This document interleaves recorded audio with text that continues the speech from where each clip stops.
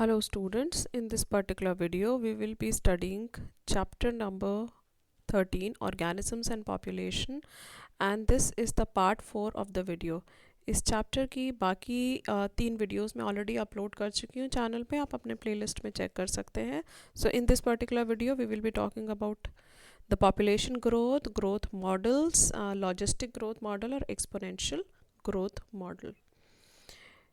ठीक है, तो ये जो टॉपिक आज हम पढ़ने वाले हैं लॉजिस्टिक और एक्सपोनेंशियल ग्रोथ मॉडल, इसमें से 100% एक क्वेश्चन ज़रूर आएगा 2020 बोर्ड एग्जाम में.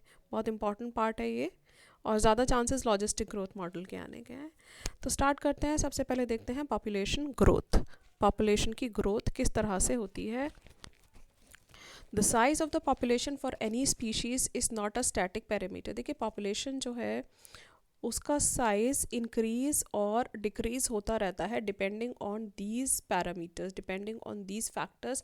The population size keeps on increasing and decreasing. Population कभी भी स्टैटिक नहीं होती है, स्टैटिक मीन्स फिक्स्ड नहीं होती है कभी भी. पॉपुलेशन का साइज इंक्रीज और डिक्रीज करता रहता है with time. It keeps changing with time and it depends on these following factors. Food availability ज़्यादा होगी तो पॉपुलेशन ज़्यादा होगी, फूड अवेलेबिलिटी कम होगी तो ये पॉपुलेशन को अफेक्ट करेगा.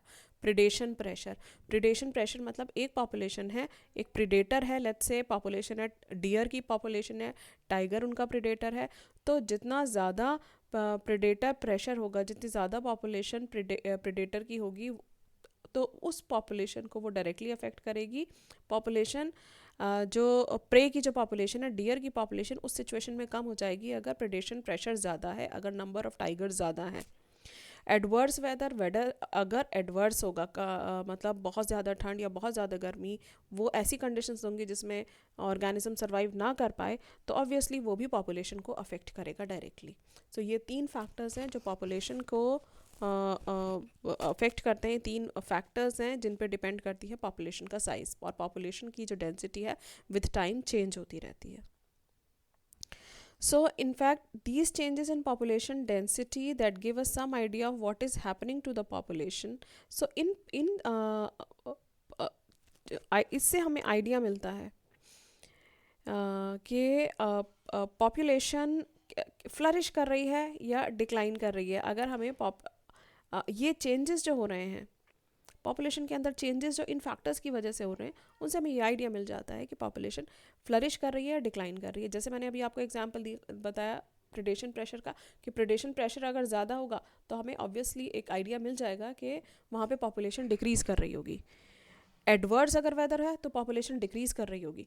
फूड अवेलेबिलिटी अगर कम है तो भी पॉपुलेशन डिक्रीज़ कर रही होगी, लेकिन फूड अवेलेबिलिटी ज़्यादा है तो पॉपुलेशन इंक्रीज़ कर रही होगी.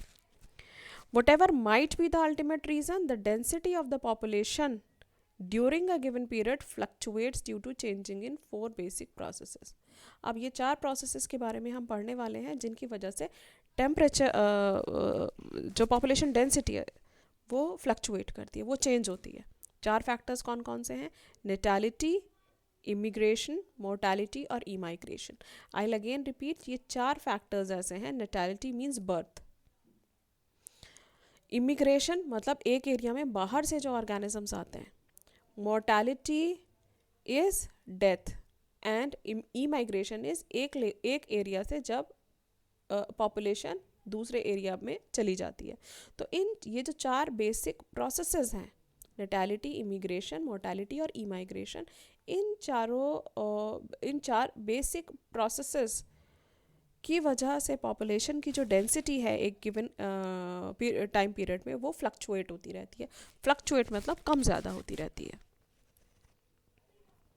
सबसे पहले बात करते हैं हम natality it means the number of the birds during a given period of time in the population. Number of bird, जितने बर्थ हो रहे हैं एक पर्टिकुलर टाइम में, एक पर्टिकुलर पॉपुलेशन में, जिससे कि पॉपुलेशन डेंसिटी इंक्रीज हो रही है, that is called as the natality. Okay, so it refers to the number of birds during a given period in population that are added to initial density. Let's say initial density population की P1 है, उसमें कुछ जब natality हुई, natality means birth, number of birth हुए, let's say number of birth को x मान लेते हैं, तो ये जो final जो पॉपुलेशन है वो इंक्रीज हो गई, पॉपुलेशन की जो इनिशियल डेंसिटी है उससे ज़्यादा इंक्रीज हो गई है population. So number of births which are added to the initial density is called as natality. अब देखते हैं मोर्टैलिटी क्या होता है. मोर्टैलिटी होता है birth number death, number of death in the population during the given period, जिसकी वजह से अब आप कॉमन सेंस लगा के बताइए मोर्टैलिटी होगी तो पॉपुलेशन डेंसिटी इंक्रीज होगी या डिक्रीज होगी. ऑब्वियस सी बात है पॉपुलेशन डेंसिटी डिक्रीज होगी अगर डेथ होगी तो. So mortality means number of deaths. Immigration, immigration का मतलब होता है कि इंडिविजुअल्स जब किसी बाहर के एरिया से एक पर्टिकुलर हैबिटेट में एंटर करते हैं, that is called as immigration. ठीक है, तो immigration is a number of individuals of same species that have come into the habitat from elsewhere during the time period under consideration. मतलब एक particular time period पे किसी दूसरी जगह से जब same species enter करते हैं एक एरिया में, let's say यहाँ पे डियर के species हैं और किसी दूसरे एरिया से डियर के species इस particular habitat में enter कर देते हैं, enter करते हैं, तो हम कहते हैं कि ये इमिग्रेशन हो रहा है. अब देखते हैं इमाइग्रेशन क्या होता है. ई माइग्रेशन होता है कि जब किसी एक पर्टिकुलर एरिया से नंबर ऑफ इंडिविजुअल्स हैबिटेट को छोड़ के दूसरी जगह चले जाते हैं. लेट्स से ये एक पर्टिकुलर एरिया है, इस पर्टिकुलर में डियर की एक पॉपुलेशन रहती है, तो वो पॉपुलेशन यहाँ से इस हैबिटेट को छोड़ के दूसरे हैबिटेट में चली जाती है, तो हम कहते हैं कि ई माइग्रेशन हो रहा है, इस जगह से ई माइग्रेशन हो रहा है. ओके, सो इमिग्रेशन जब पॉपुलेशन में दूसरे इंडिविजुअल्स एंटर करते हैं, और ई माइग्रेशन जब बाहर चले जाते हैं वहाँ से इंडिविजुअल्स. तो ये चारों जो प्रोसेसेस हैं वो इन चारों प्रोसेसेस की वजह से पॉपुलेशन डेंसिटी फ्लक्चुएट करती है. अब इसको इस डायग्राम की हेल्प से बहुत अच्छे से एक्सप्लेन किया गया है, और ये डायग्राम बहुत इम्पॉर्टेंट है. इस डायग्राम को आपको एग्ज़ाम में ये ब्लैंक भी आ सकता है, और ब्लैंक बना के ये यहाँ पे कुछ नहीं लिखा होगा इन बॉक्सेस में, और आपको इसको लेबल करने के लिए आएगा. यह हो सकता है ये साइन ना बने हुए हो और आपको साइन बनाने के लिए आए कि यहाँ पे कौन सा साइन लगेगा. तो ध्यान से देखिए, पॉपुलेशन डेंसिटी को डिनोट किया गया एन से. एक पर्टिकुलर एरिया की जो पॉपुलेशन डेंसिटी है वो इस बॉक्स में एन के द्वारा रिप्रेजेंट की गई है. अब क्या होगा, डेथ, मोर्टैलिटी और बर्थ, इमिग्रेशन और इमाइग्रेशन किस तरह से अफेक्ट करेंगे ये देखते हैं. सबसे पहले नेटैलिटी मीन्स बर्थ हो रहा है, तो ऑब्वियसली वो पॉपुलेशन को डेंसिटी को इंक्रीज करेगा, इसीलिए यहाँ पे प्लस का साइन लगा हुआ है और यहाँ एरो इस डायरेक्शन में. ठीक है, अगर पॉपुलेशन में इंडिविजुअल की डेथ अगर हो रही है तो पॉपुलेशन डेंसिटी डिक्रीज होगी, इसलिए यहाँ माइनस साइन लगा हुआ है, और this is called as mortality and denoted by capital D. इसको मोर्टैलिटी कहते हैं डेथ को, और ये डिनोट करते हैं उसको कैपिटल डी से. देन इमिग्रेशन मतलब एक एरिया से इंडिविजुअल्स इस एरिया में आ रहे हैं, दूसरे एरिया से इस एरिया में एंटर कर रहे हैं इंडिविजुअल्स. जब इमिग्रेशन होगा तो पॉपुलेशन ऐड होगी, पॉपुलेशन डेंसिटी इंक्रीज करेगी, इसीलिए यहाँ को इसको प्लस साइन से इंडिकेट किया गया है. तो इमिग्रेशन को डिनोट करते हैं आई से, एरो इस साइड लगा हुआ है क्योंकि पॉपुलेशन डेंसिटी इंक्रीज करेगी क्योंकि इंडिविजुअल्स यहाँ पे एंटर करेंगे. अब देखते हैं इमाइग्रेशन का मतलब जब इंडिविजुअल्स एक एरिया से चले जाते हैं, छोड़ के एक एरिया को छोड़ के दूसरे एरिया में चले जाते हैं.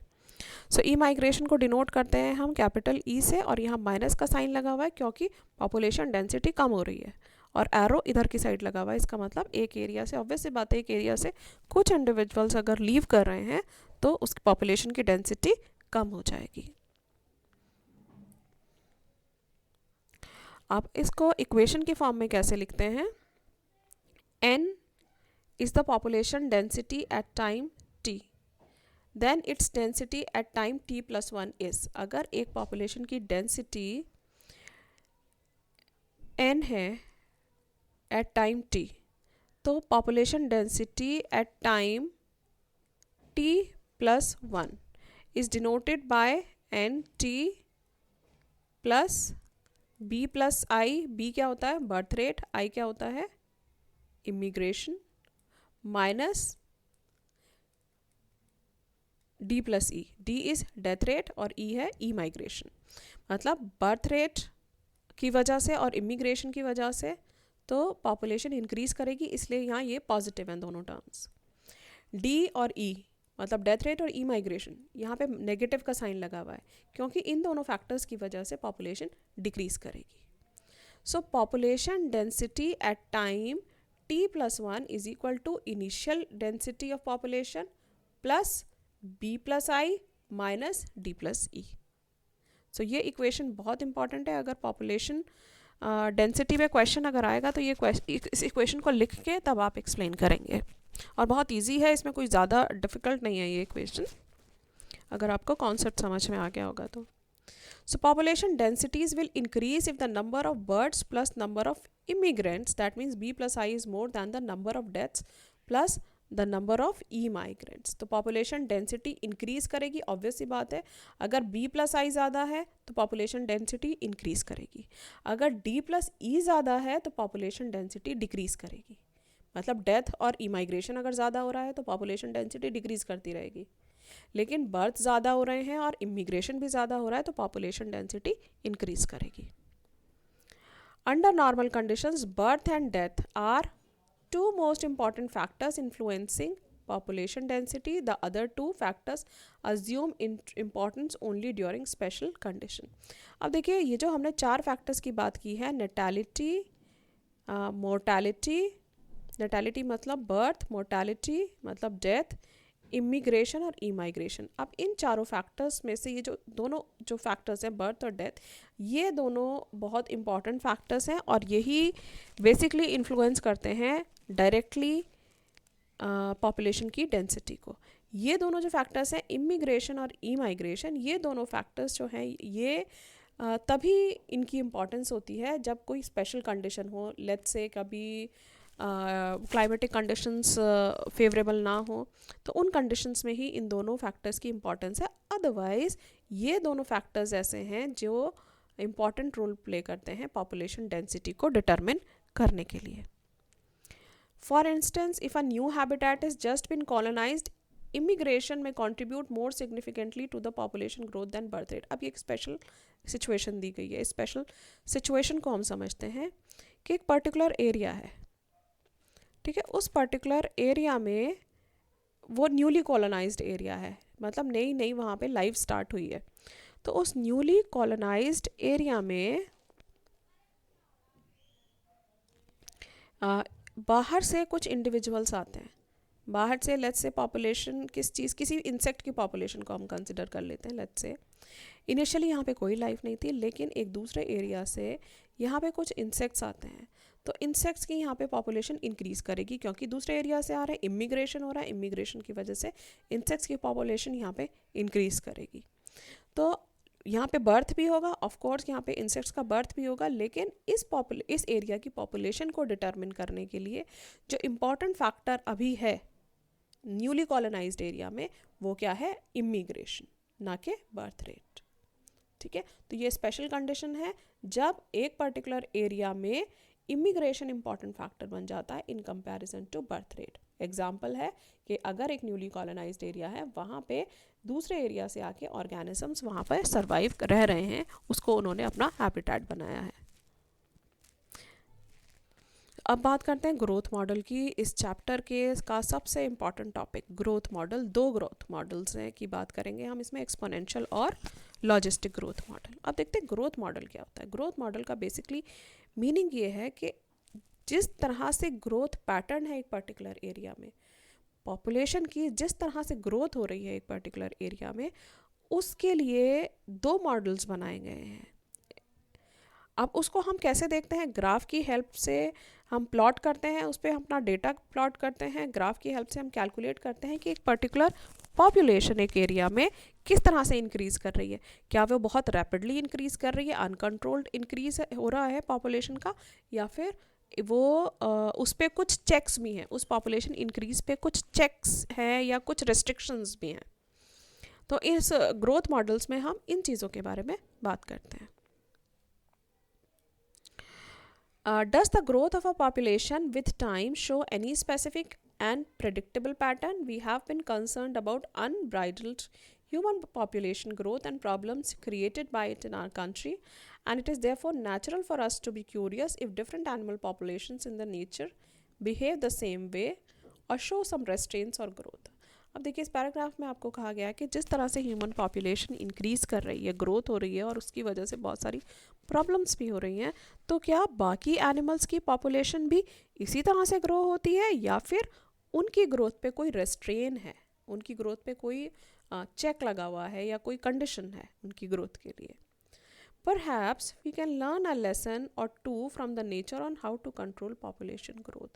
और हम नेचर से ये सीख सकते हैं कि पॉपुलेशन की ग्रोथ को किस तरह से कंट्रोल किया जा सके. इसके लिए सबसे पहला जो मॉडल दिया गया है वो है एक्सपोनेंशियल ग्रोथ मॉडल. जब रिसोर्सेज अनलिमिटेड होते हैं, सबसे पहले तो समझो रिसोर्सेज क्या होते हैं. रिसोर्सेज होते हैं कि एक ऑर्गेनिज्म को सर्वाइव करने के लिए क्या क्या चीज़ें चाहिए. उसको फूड चाहिए, एयर चाहिए, स्पेस चाहिए और सनलाइट चाहिए, वाटर चाहिए. इन सब को हम कहते हैं रिसोर्सेज. जिस वक्त रिसोर्सेज अनलिमिटेड होते हैं, ठीक है, अनलिमिटेड होते हैं, तो ऑब्वियस सी बात है पॉपुलेशन फ्लरिश करेगी. Population will flourish, population uncontrolled grow होगी. Okay, so resources such as food and space availability is obviously essential for unimpeded growth of population. इसका मतलब है कि resources ज़रूरी हैं अगर impeded growth होनी है population की. तो ideally when resources in the habitat are unlimited, each species has the ability to realize fully its innate potential to grow in number, as Darwin observed while developing this theory of natural selection, then the population growth in an exponential or geometric fashion. अब देखो एक particular area में resources unlimited हैं, कोई restrain नहीं है, resources unlimited हैं, तो पॉपुलेशन इंक्रीज करेगी और जो एनिमल्स हैं वो मैक्स अपना they will grow in number. ठीक है, they will realize fully its innate potential to grow in number. इसका मतलब they will not have any check, they will not have any restrain on their growth. उनकी growth पे कोई पाबंदी नहीं है, कोई रेस्ट्रेन नहीं है, कोई चेक नहीं है. इसीलिए पॉपुलेशन जो है वो अनकंट्रोल्ड ग्रो करेगी by reproduction. And this is said by, this was observed by Darwin, और ये उन्होंने अपने जो थ्योरी है नेचुरल सिलेक्शन उसमें भी कहा था. ठीक है, मैं एक बार फिर से रिपीट करती हूँ कि जब पॉपुलेशन, एक पर्टिकुलर एरिया की पॉपुलेशन अनकंट्रोल्ड ग्रो करेगी उस कंडीशन में जब रिसोर्सेज अनलिमिटेड है. और किस तरह से ग्रो करती है ये ग्रो करती है पॉपुलेशन एक्सपोनेंशियली या ज्योमेट्रिक फैशन में. अभी इक्वेशन से आपको अच्छे से समझ आ जाएगा कि एक्सपोनेंशियल या ज्योमेट्रिक फैशन का क्या मतलब है. लेकिन ये दोनों टर्म्स आपको याद रखने हैं कि एक्सपोनेंशियल ग्रोथ में जो ग्रोथ होती है पॉपुलेशन की वो एक्सपोनेंशियली या ज्योमेट्रिक फैशन में होती है, क्योंकि वहाँ पे रिसोर्सेज अनलिमिटेड होते हैं. If in a population of size n, the birth rate, not total number but per capita births, are represented as B and death rate as D, then the increase or decrease in n during the time period dn by dt will be. अब देखो एक particular area में जब population increase कर रही है तो change in population, change in the rate of population is equal to b minus d into n. b minus d into n का क्या मतलब है? b है बर्थ रेट, d है डेथ रेट. तो birth rate minus death rate into n, n है population का size. तो इस इक्वेशन से हम डिनोट करते हैं कि वहाँ पे किस रेट पे चेंज हो रही है पॉपुलेशन.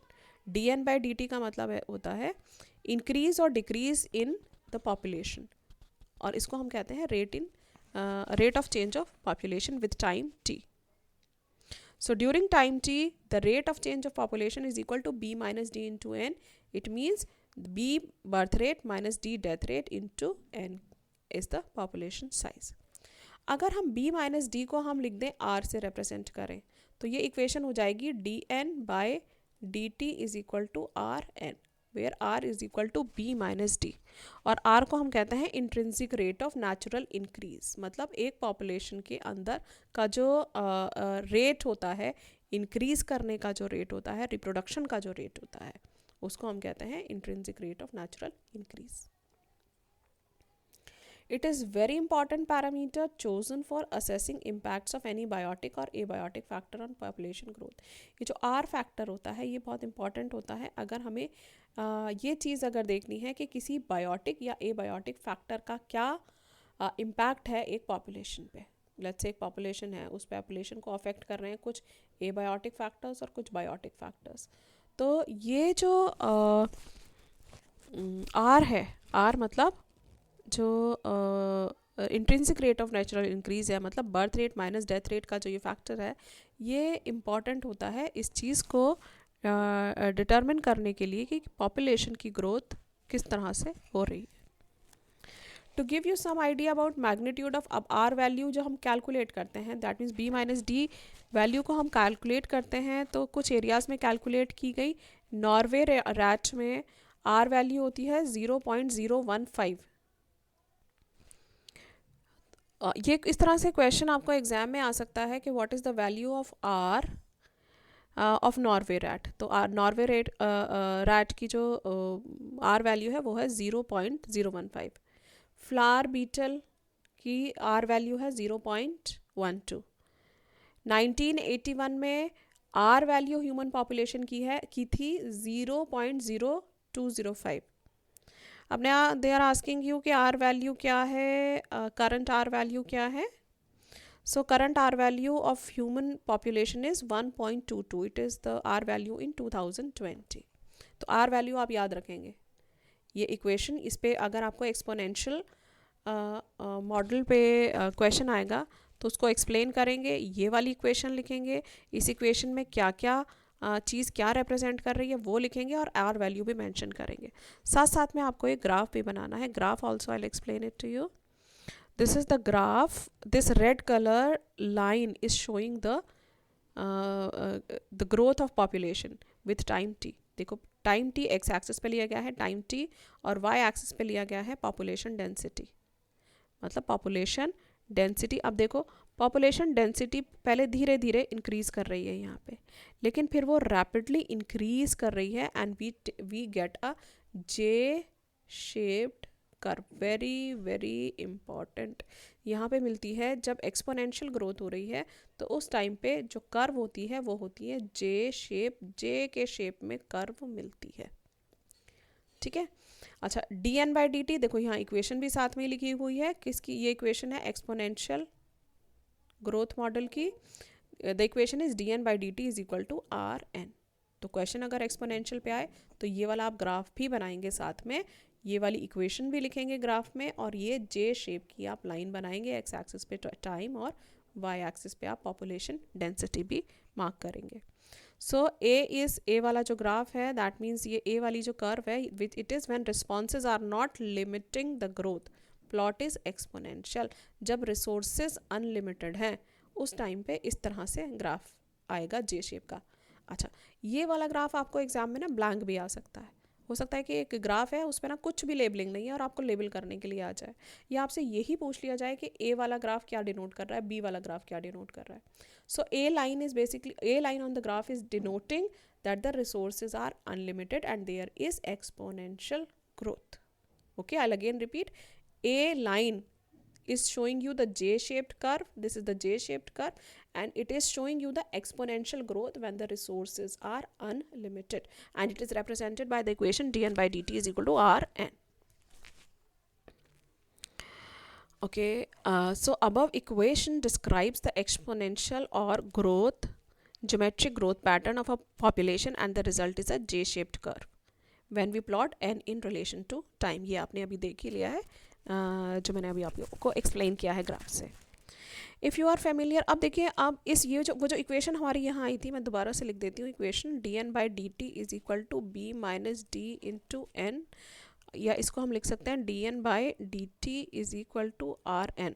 ये वाली जो इक्वेशन है, इस इक्वेशन को अगर हम इस फॉर्म में लिखें इंटीग्रल फॉर्म में, तो वो इस तरह से बन जाएगी N T is equal to N not E to the power R T, where N not क्या है, एन नॉट है population density after time T, population की density after time T. N not क्या है, population density at time zero, population density time zero पे क्या है। R वही है same, intrinsic rate of natural increase, और ई है the base of natural log, the base of natural log. Any species growing exponentially under unlimited resources conditions can reach enormous population densities in a short time। ठीक है, अगर एक population है, unlimited resources हैं, तो वो बहुत कम टाइम में उसकी पॉपुलेशन बहुत ज़्यादा इंक्रीज कर जाएगी। Darwin showed how even a slow growing animals like elephant could reach enormous numbers in the absence of check। Darwin ने ये शो किया था कि अगर एक पॉपुलेशन है, एक एरिया में पॉपुलेशन एलिफेंट की, अगर उस पर कोई चेक नहीं है, कोई चेक का मतलब होता है कि कोई उस पर रेस्ट्रेन नहीं है, कोई रेस्ट्रिक्शन या रेस्ट्रेन नहीं है, मतलब ना तो उसका कोई प्रेडेटर है, कोई किल करने के लिए नहीं है, कोई डिजीज़ नहीं है हो रही है, तो उस कंडीशन में जो पॉपुलेशन है वो रैपिडली इंक्रीज़ करेगी।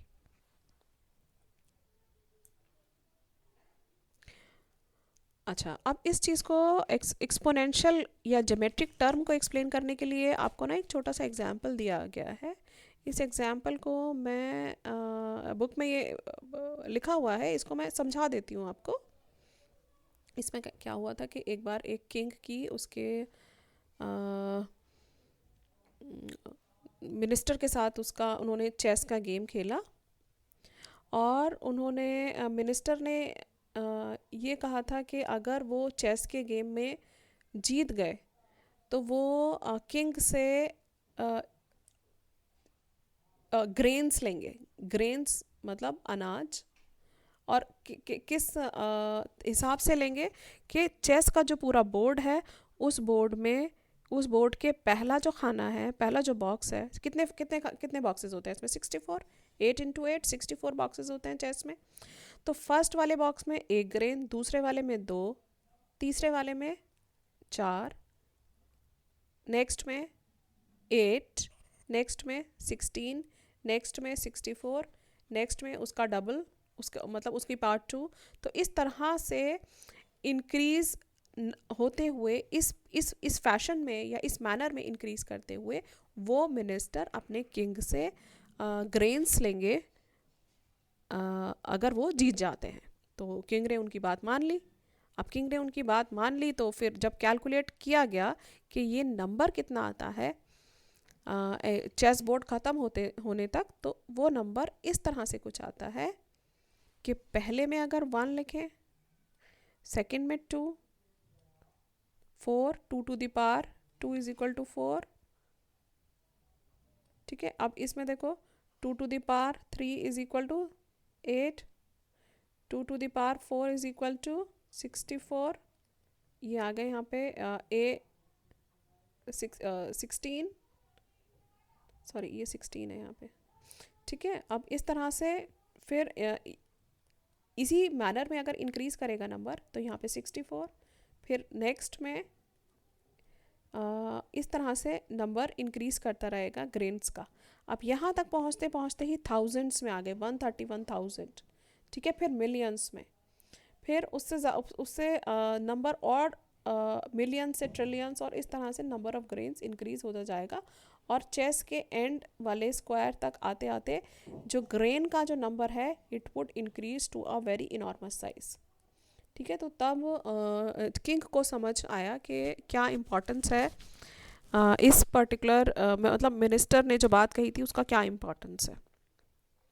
इसको कहते हैं चेस एंड ग्रेन गेम, कोई एक ऐसा टर्म था, चेस एंड ग्रेन गेम कहा गया था इस चीज़ के लिए। Okay, so this why they have included this example in your NCERT, just to make you understand the importance of exponential growth। कि अगर किसी population पे अगर कोई check नहीं है, अगर कोई चेक नहीं है, अगर कोई रेस्ट्रेन नहीं है, तो वो इस मैनर में ग्रो होगी, इतना रैपिडली और इस फैशन में ग्रो होगी वो पॉपुलेशन, जब रिसोर्सेज अनलिमिटेड हैं और उस पॉपुलेशन पे कोई चेक नहीं है।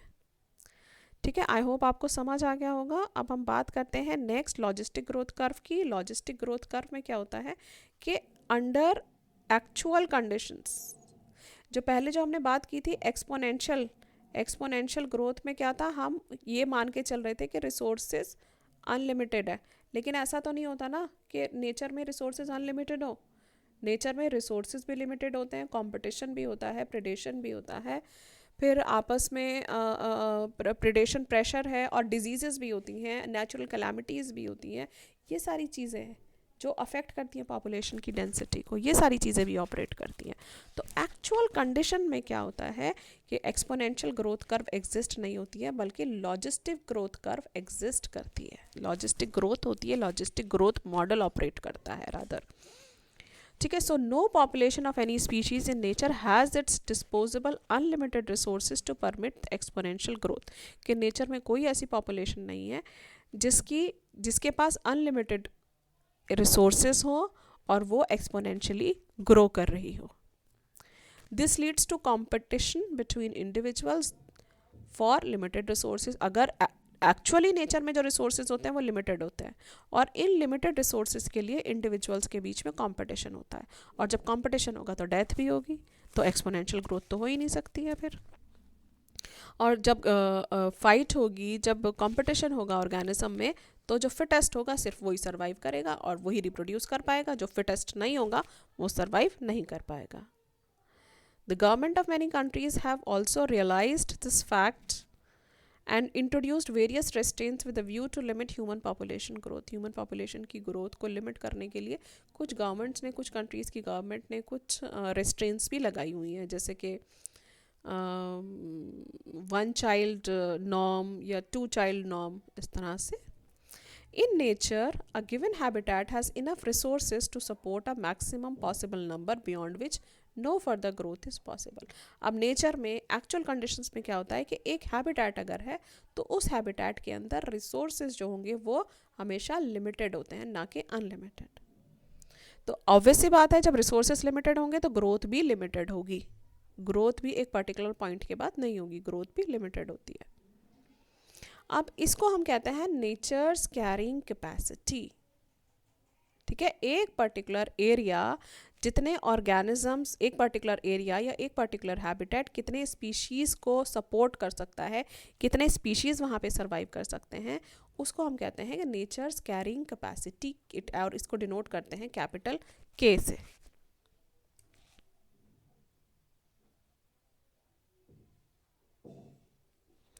पॉपुलेशन की जो ग्रोथ है एक हैबिटेट में, अगर रिसोर्सेज लिमिटेड हैं तो वो एक लैग फेस शो करती है। मैं आपको दिखा देती हूँ पहले।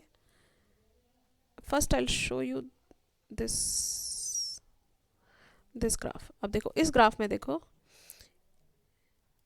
यहाँ पे विद टाइम जो पॉपुलेशन डेंसिटी है, विद टाइम जो पॉपुलेशन डेंसिटी है, उस कंडीशन में जब रिसोर्सेज लिमिटेड है, बी वाला पॉइंट देखो, when responses are limiting, the growth is logistic, k is the carrying capacity।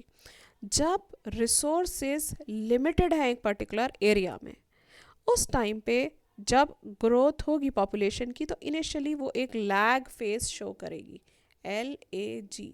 Lag phase मतलब वो फेज जहाँ पे जो इंक्रीज है पॉपुलेशन का वो बहुत स्लो रेट पे हो रहा है, फिर पॉपुलेशन थोड़ा सा रैपिडली इंक्रीज़ करेगी जिसको हम एक्सेलरेशन फेज कहते हैं, और फिर उसके बाद दिस अगेन जो पॉपुलेशन है वो धीरे धीरे इंक्रीज़ होगी और फिर वो एक पर्टिकुलर पॉइंट पे आके स्टेबल हो जाएगी, उससे ज़्यादा पॉपुलेशन इंक्रीज़ नहीं होगी।